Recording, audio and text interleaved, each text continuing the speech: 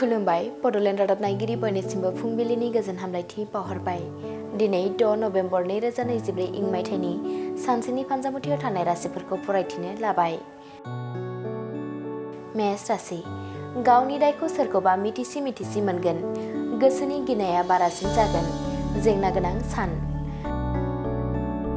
वृष राशि आंगोजों गोरोबलायै जागोन। गोरोन्थिखौ थाब सुद्रायनानै लानाया मोजां, नङाब्ला उनाव दुखु सहायनांगोन।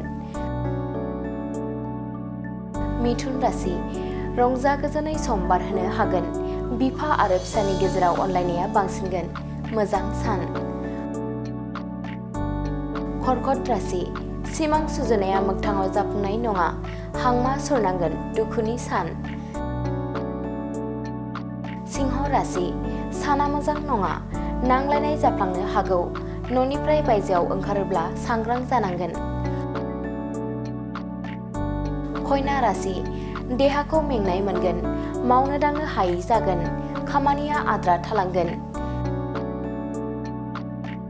तुला राशि गोसोखौ रेजें मोनगोन। मावनाय खामानिफोरा जाफुंगोन। खुसिनि सान। वृश्चिक राशि सांग्राङै सोलिनांगोन।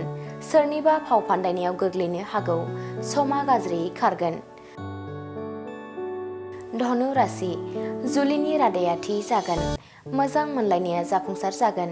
साना मोजाङै बारलांगोन। मकर राशि गाज्रि सान। सोमोन्दो बायनो हागौ।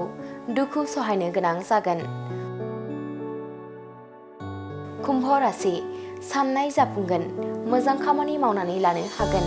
गाहाम सान। मीन राशि बेसेन गोसा अनथोब मोनगोन। मावख'आव बयजोंबो अनसाय जागोन। मोजां सान। दिनैनि राशि फरायथिनाया एसेनोसै। बेजों लोगोसेनो दिनैनि साना बुहुमनि साफ्रोमबो सुबुंफोरनि थाखाय गाहाम जाथों बेखौ बड'लेण्ड रादाब नखरनि जानानै इसोरनि खाथियाव आरज गाबनाय थाबाय।